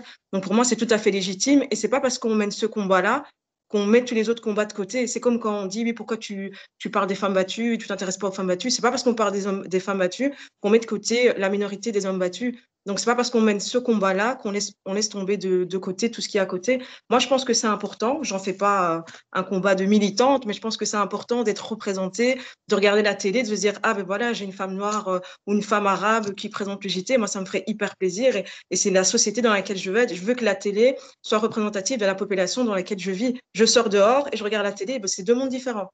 C'est deux pays différents. Donc, pour moi, c'est vraiment important que les personnes afrodescendantes soient représentées à la télé. Donc, voilà pour la première partie de la question. Et après, pour les débats sans les personnes concernées, ben ça, c'est l'éternel recommencement. À chaque fois, on parle des femmes voilées sans les femmes voilées, on parle des quartiers sans des personnes des quartiers. Donc, ça, je trouve ça révoltant. C'est des débats en général que je regarde même pas parce que je vois pas ce que ces personnes-là vont apporter dans le débat. Pour la plupart, n'ont jamais été dans les quartiers, n'ont jamais parlé avec des femmes qui sont voilées. Donc, pour moi, c'est des débats qui sont pas légitimes. Et c'est justement à travers cette représentation qu'on veut mettre à la télé qu'on va peut-être être justement dans les débats. Moi, j'aimerais bien qu'on ait ce genre de débat à la télé avec que des personnes qui sont voilà, afrodescendantes. Je pense que ce sera plus légitime que de voir trois personnes blanches de plus de 50 ans qui parlent de diversité. Bah non, pour moi, c'est pas légitime et ce n'est pas le genre de propos que je vais écouter. Le débat peut être seulement légitime et ouvert si il y a les personnes concernées qui font partie du débat et qui s'expriment. Je pense qu'elles savent mieux ce qu'elles vivent et ce dont elles vont parler que des personnes qui sont même pas issues de la diversité. Donc voilà, c'est un débat tout à fait légitime et c'est pas pour ça qu'on met de côté tout le reste et des débats, il y en a plein d'autres, effectivement. Si moi je peux apporter une réponse à cette question, je vais essayer d'être concise et je vais peut-être répondre aux deux parties parce que voilà, Maria a répondu l'essentiel. Bon, les débats où les concernés parlent, ben, ils ne sont pas légitimes et j'ai pas envie d'en parler parce que ils méritent pas que je leur accorde du temps. Mais du coup, est-ce que c'est un combat qui n'est pas prioritaire? En fait, je pense que les luttes malheureusement, qui nous concernent, elles sont multiples, parce que ben, aujourd'hui, je pense qu'on est majoritairement entre personnes privilégiées, parce que déjà, on a accès à l'éducation, il y a des personnes qui n'ont pas accès à l'éducation, mais je pense que chaque personne, dans chacun des cercles, doit pouvoir mener le combat. Donc aujourd'hui, nous, notre petite minorité de personnes racisées, diplômées, et nous, ben, voilà, les 2,5 personnes qui existent dans les médias et qui sont racisées, on doit pouvoir porter ce combat-là, parce que sinon, ben, personne ne le fera d'autre, en fait. Donc à partir du moment où on a un pied dans un cercle, il faut pouvoir ouvrir la porte pour toutes les autres personnes qui sont derrière. Ça s'est toujours passé comme ça, malheureusement, et il faut bien mettre ces questions-là sur la table. Et chaque personne, dans chaque cercle respectif, doit pouvoir mener et porter des combats. Ça, c'est pour la première question. Ensuite, pourquoi est-ce que c'est important? Ben, en fait, contrairement à ce qu'on veut croire, ce n'est pas juste un désir de vouloir avoir une personne qui nous ressemble dans les médias. En fait, c'est super important d'un point de vue de la construction de rôle modèle. Aujourd'hui, les jeunes, en fait, on se rattache à qui? Il y a des personnes aujourd'hui qui n'ont pas, par exemple, de personnes qui ont fait des études dans leur famille. Moi, dans ma famille, je suis la seule personne qui a fait des études universitaires, mais dans toute ma famille en Belgique, donc pas seulement dans ma famille avec mes frères et sœurs, etc. À qui est-ce que je vais m'identifier si quand j'allume la télé, toutes les personnes qui me ressemblent, ce sont des personnes terroristes? Ou alors, soit les personnes terroristes, soit les personnes qui font rire, ou alors des personnes qui vont avoir un discours elles-mêmes super islamophobe et raciste. Donc, je pense que c'est super important pour la construction des jeunes de pouvoir s'identifier à des rôles modèles. C'est super important de pouvoir reconnaître nos existences, tout simplement qu'on ne soit pas dénié. Comme l'a dit Marie, on fait partie de la société, je suis désolée, on doit être inclus dans les débats. Et comme l'a dit Julien tout à l'heure, le monde journalistique, c'est quelque chose qui est en lien avec la démocratie, qui est soumis à la déontologie, avec des personnes qui sont éduquées pour donner l'information, donc des personnes qui sont journalistes. Et ça a une mission sociale, le journalisme. C'est un outil démocratique, c'est le quatrième pouvoir, et ça doit pouvoir inclure toutes les personnes de la société dans le débat. Et aujourd'hui, le journalisme, comme il est conçu, ne remplit pas sa mission démocratique, parce qu'il exclut tout un pan de la société d'un revers de la main, et c'est pas normal. Donc voilà ma réponse. Julien, un commentaire à ce sujet ou... Non, pas plus. Je souscris totalement à ce que j'entends, mais il y a aussi quelque chose qu'il ne faut pas oublier, il y a deux visages dans les médias. Il y a d'une part, si on réfléchit aux médias radio et TV, il y a celles et ceux qui se retrouvent à l'écran, et puis il y a ce qui se passe en rédaction. Hein. Donc l'état des rédactions aussi en Belgique, voilà, c'est le niveau zéro de la représentativité des minorités, et donc ça évidemment, ça se ressent. dans le traitement de l'information. Tant que ces personnes qui font l'info ne sont pas, d'une part, sensibilisées, et le mot est faible, mais aussi concernées directement, la diversité, c'est aussi pouvoir travailler en équipe avec cette diversité. Et donc, je suis absolument certain que si des journalistes de la RTBF, d'RTL-TVI ou du Soir ou de la Libre avaient plus de diversité, et quand je parle des journalistes, pour l'instant, c'est des journalistes blancs et blanches qui s'y trouvent, s'ils rencontraient des collègues issus de la diversité, d'ailleurs, s'ils rencontraient plus de femmes, il faut peut-être commencer par là aussi, parce que quand on est une femme racisée, on est doublement discriminé dans ces rédactions, puisqu'elles existent encore moins, puisqu'on a un déséquilibre genré aussi à ce niveau-là. Et donc, c'est aussi comme ça que ça marche, la diversité. C'est bien pour ça que moi, je suis pour les quotas. C'est-à-dire que plus on travaille en diversité, et plus on se sent concerné par ce qui se passe. Et donc, comme vient de le dire Salwa, c'est à un moment donné cette richesse de la société, cette composante multiple de la société qu'on doit retrouver dans ces rédactions pour qu'on puisse avoir une information qui reflète cette diversité. Donc, c'est pas uniquement le paraître, bon, le mot est un peu provoquant, mais c'est pas uniquement voir les personnes. Et je dis pas que c'est pas important, c'est très important, notamment pour les gamins. Si les gamins ne voient que le monde en blanc, comment voulez-vous qu'ils s'ouvrent à d'autres choses et à d'autres points de vue? Et après, il y a aussi le contenu. Et donc, le contenu, c'est aussi s'intéresser à d'autres choses que ce contenu qu'on nous rabâche depuis 50 ans, quoi. Il n'y a qu'à voir le traitement, par exemple, des fêtes autour du Ramadan, mais aussi, pas que du Ramadan, des fêtes d'origine étrangère qui pourtant font partie de notre société en Belgique. Elles ne sont pas reconnues, sinon on aurait un jour férié au minimum pour les fêtes musulmanes, un jour férié au minimum pour les autres religions, ce qui n'est pas le cas. Et donc, il n'y a qu'à voir le traitement réservé au Ramadan et à d'autres fêtes issues d'autres cultures en Belgique. C'est lamentable. Et ça correspond à une non-diversité dans les rédactions. C'est très clair. C'est très, très clair. Et du coup, peut-être juste avant que j'oublie, parce que tout à l'heure on a parlé de pistes de solutions, du coup pour faire en sorte que le monde médiatique belge devienne plus inclusif.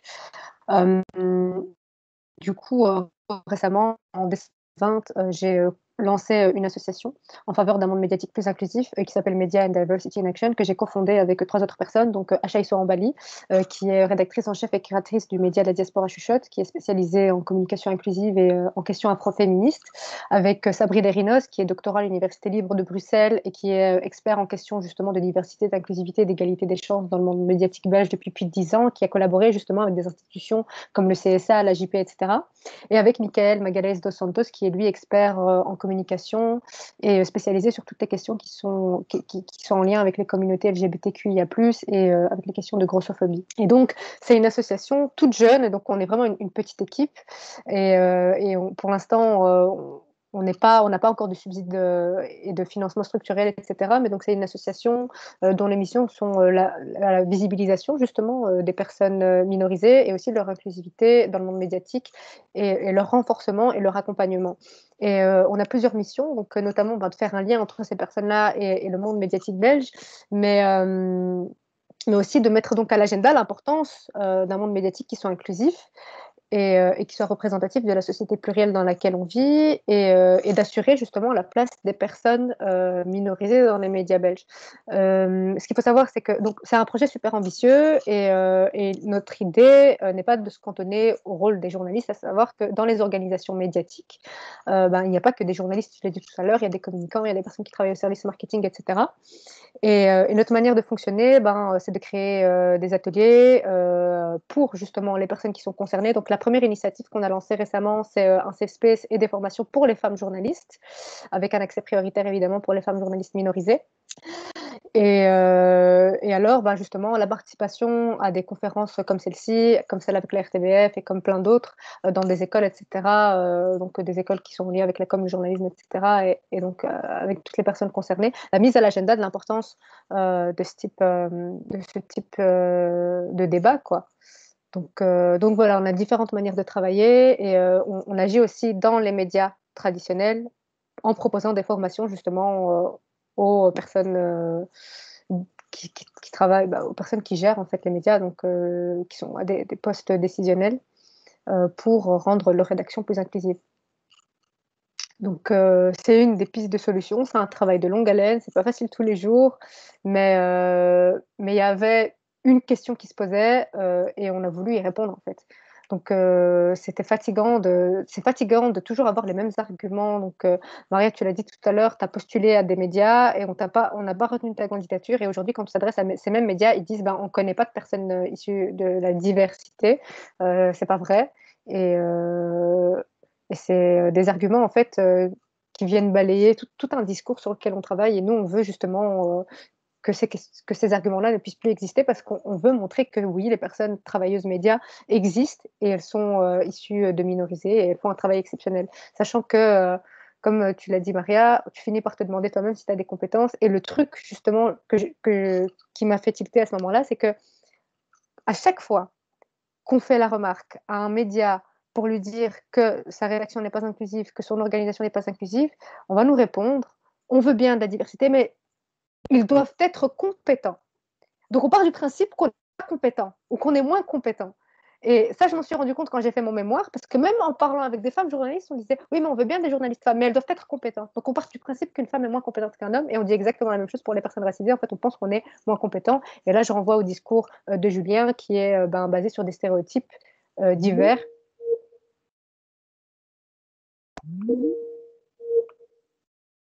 Ok, alors merci beaucoup pour vos interventions. Je ne sais pas si quelqu'un a d'autres questions.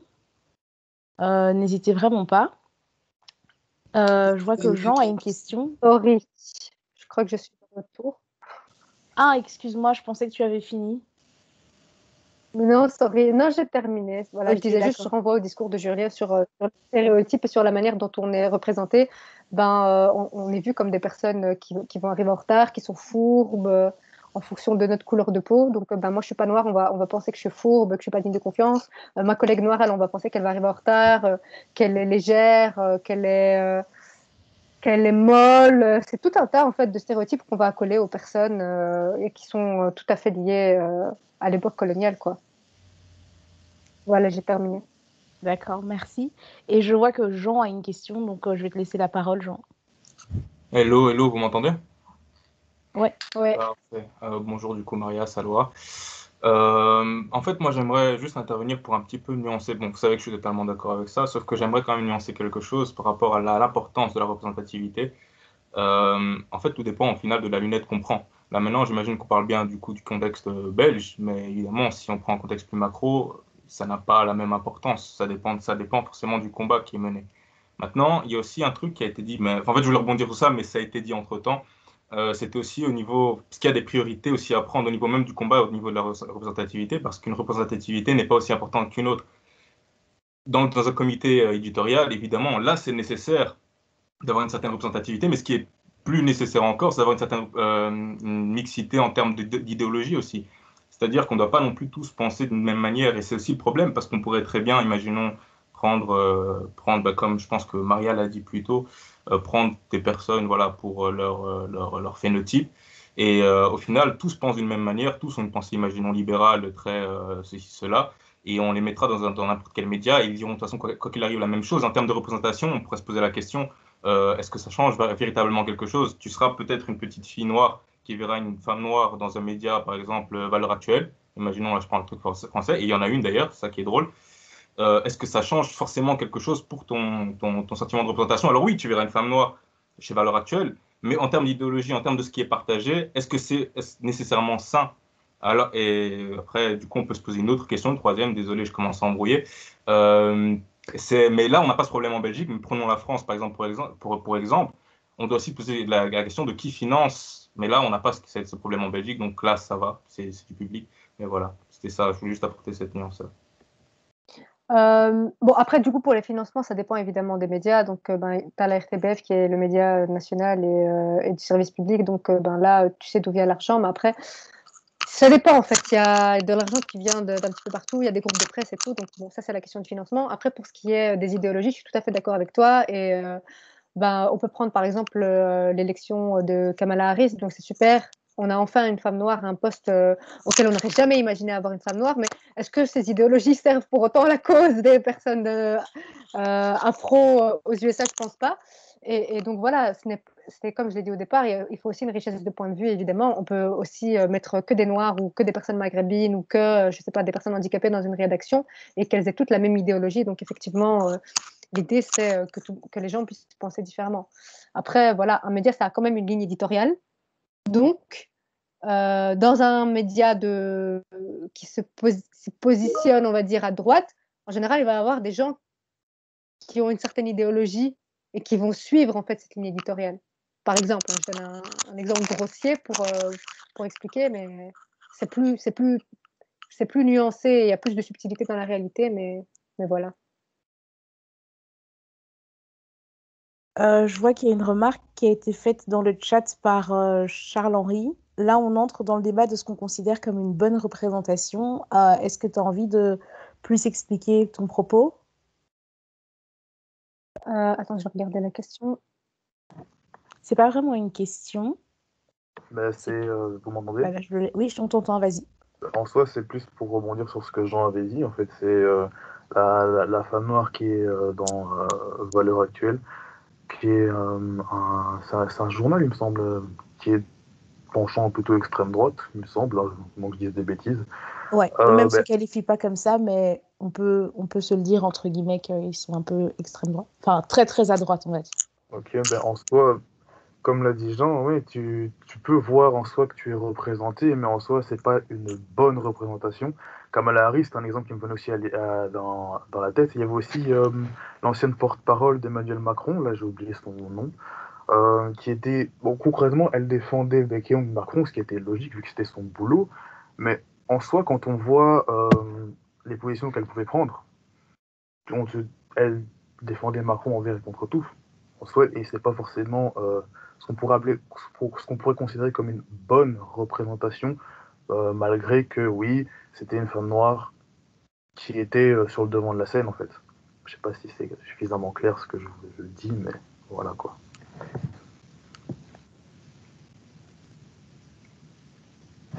Est-ce qu'il y a un intervenant qui souhaite rajouter quelque chose à ce propos?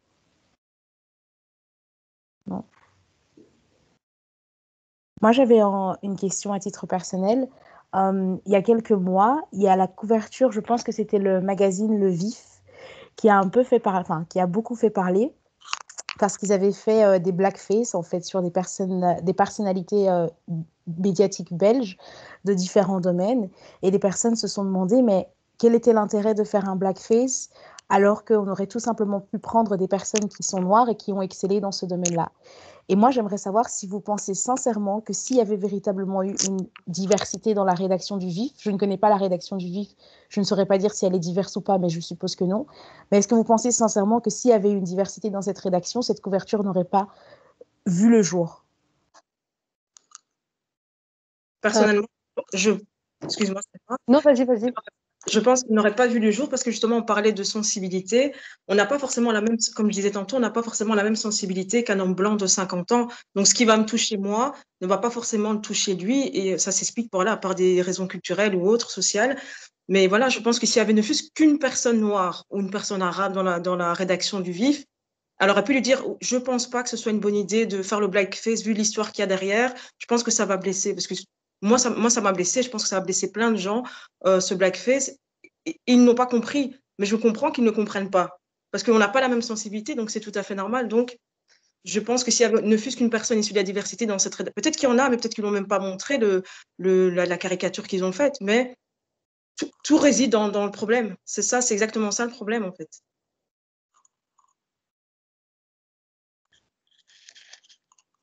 Quelqu'un d'autre souhaite ajouter quelque chose? Non? Jean, tu avais encore une question? Ou c'était la main que tu avais levée précédemment? Ouais, non, c'était la main que j'avais levée précédemment. Mais Okay. J'ai des questions qui me viennent, mais j'attends de voir si d'autres... Ok. Je pense pas qu'il y ait d'autres personnes qui aient des questions, mais si tu as envie de les poser. Moi, j'avais une ou deux questions, mais je ne sais pas si, Jean, peut-être que ça va t'inspirer d'autres questions par la suite. Donc, je vais me lancer. Cool. Moi, c'était par rapport à la question, ça touche un petit peu à tout ce que vous avez pu dire avant, la question de la discrimination positive et aussi d'une bonne ou d'une mauvaise représentativité. C'était par rapport à un mot que j'ai vu tout à l'heure dans le sondage, c'était le mot token. Et donc, je crois, si, je veux bien que vous le redéfinissiez vous aussi, mais je crois que c'est des personnes qui sont là un peu pour faire genre qu'il y a de la diversité, pour faire genre qu'il y a de l'inclusivité, mais qui, dans le fond, dans leur discours et dans le fond de ce qu'elles racontent, elles ne changent rien au problème. Et elles sont vraiment là juste pour, sur le papier, pour faire un petit peu joli, quoi, pour dire que, voilà, on est inclusif.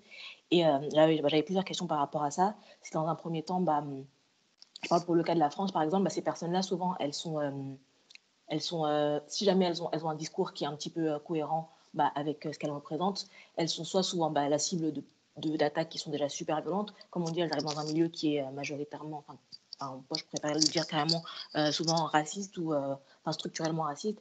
Et donc elles sont confrontées à tout ça. En plus de ça, elles sont exposées et reçoivent de plein fouet toutes les premières, les premières attaques les plus visibles. Et donc, je me demandais dans un sens, justement, est-ce que tous les médias indépendants ou les réseaux sociaux, même s'ils n'ont pas la forme, journalistique de base et qui n'ont pas forcément tous les outils, toutes les connaissances, est-ce que justement, ça pourrait pas être aussi une solution tout aussi intéressante que la question des quotas dans les médias pour à la fois un petit peu pas les préserver, parce que je pense qu'elles le savent très bien quand elles vont dans des plateaux ou dans des rédactions en particulier, qu'elles seront la cible de ces attaques-là si elles sont un petit peu engagées ou un peu militantes. Mais est-ce que justement, est-ce qu'il faut continuer justement à essayer de forcer la porte et au risque de se prendre plein de choses en une fois la porte ouverte, ou est-ce que justement il ne faut pas essayer de se créer d'autres portes à côté et communiquer, partager et par le rôle d'un média, mais sur d'autres plateformes qui ne sont pas spécialement traditionnelles. Je ne sais pas si c'est compréhensible, mais... du coup, malheureusement, j'ai eu un bug. Donc, la deuxième partie de la question, ça concernait la violence à laquelle on est exposé quand on est une personne minorisée dans les médias, c'est ça? Et qu'on a un discours oui, voilà. engagé. On travaille dans une rédaction, parce que par exemple, j'ai des amis aussi qui ont bossé dans des rédactions françaises, comme soit à l'AFP ou même dans le journal Le Nord, qui est à Lille. Et donc, je disais que la question de la discrimination positive, des fois, il y a à la fois le risque que la personne soit utilisée comme token, et aussi à la fois le fait qu'elle puisse être en première ligne pour recevoir tous les effets du racisme structurel qu'il y a dans les médias. Et donc, je me demandais si les autres médias, les nouveaux médias, comme on disait, même s'ils étaient pas spécialement formés pour ça, ça pouvait pas être des solutions tout aussi intéressantes que les quotas. Parce que justement, avec les quotas, il y avait encore ce risque, le même risque dont j'ai parlé. Mais du coup, les deux risques existent. Donc, le risque d'être instrumentalisé, d'être là juste pour faire joli, le risque existe malheureusement. Et pour ce qui est de ne pas être là pour être joli et pour porter des idées, pour les défendre et pour avoir un discours engagé et s'en ramasser plein la gueule, en fait, ça existe aussi. Moi, j'en fais les frais aujourd'hui. Voilà, si je suis invitée sur un plateau TV, je ne vais pas avoir le même temps de parole que tout le monde. Et comme je suis la seule à avoir un discours, je suis la seule à tenir mon discours, en fait, j'ai vraiment l'impression d'être une folle sur le plateau, surtout que des fois, mes arguments sont balayés, mais enfin, c'est aberrant. Cible, oui, ou devenir une cible. Voilà. Oui, devenir une cible aussi.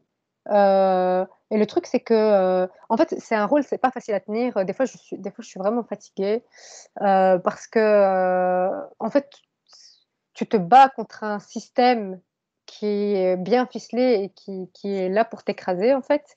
Et le truc, c'est que les remarques, tu vas les avoir, mais de tous les côtés. Et je pense qu'à un moment donné, il faut pouvoir vraiment se protéger en tant que personne minorisée, surtout quand on est public, et encore plus quand on est une femme, parce qu'on s'expose à de la violence, mais inouïe, parce que tout le monde va critiquer ce que tu fais, que ce soit les personnes minorisées, en disant que c'est pas assez bien fait, alors que finalement, je dispose pas de ressources suffisantes, en fait, et je mets mon temps à disposition de manière complètement gratuite pour porter une lutte.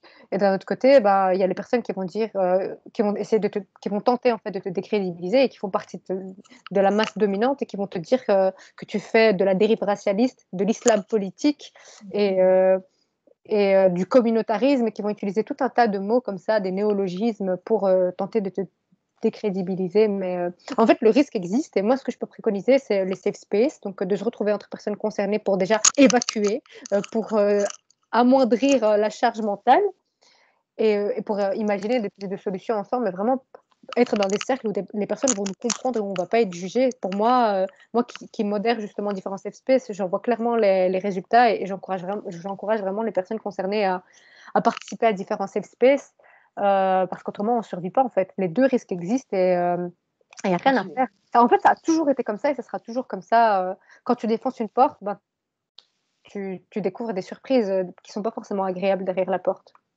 D'accord, mais donc du coup, tu nous dis que il faut quand même y aller.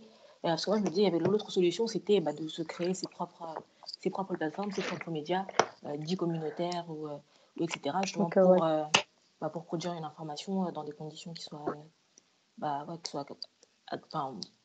respectables et qui soient, comment on va dire, pas inclusives, mais un safe place. Justement, voilà, avoir des médias qui sont aussi des safe places, est-ce que ce serait pas une solution ou est-ce que justement, il faut continuer à aller s'exposer à ces différentes formes de violence symbolique qu'on peut y avoir, soit en devenant, par exemple, comme Rokhaya Diallo, qui pratiquement, je pense, à chaque intervention télé qu'elle fait, il y a après genre une avalanche de réactions négatives qui en découlent.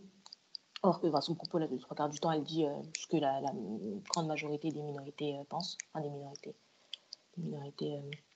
des personnes dites de la diversité pensent, et directement, elle est la cible de plein d'attaques, à la fois sur le plateau, mais après aussi hors plateau et sur les réseaux sociaux. Et je me disais, justement, ces personnes-là qui ont déjà une voix, une visibilité, est-ce qu'elles n'auraient pas intérêt justement à avoir d'autres plateformes hors de ces médias traditionnels Mais là, ça, c'est pas... Moi, là, je vais être un peu pessimiste, mais du coup, je pense sincèrement que c'est un leurre de penser qu'un média fait par les personnes concernées n'aura pas de problème pour la bonne et simple raison que, voilà, si on crée un média communautaire, il va y avoir des hommes dedans, donc d'office, moi, en tant que femme, je m'expose à de la violence sexiste parce que les hommes de nos communautés respectives ne sont pas exemptés d'avoir des comportements sexistes.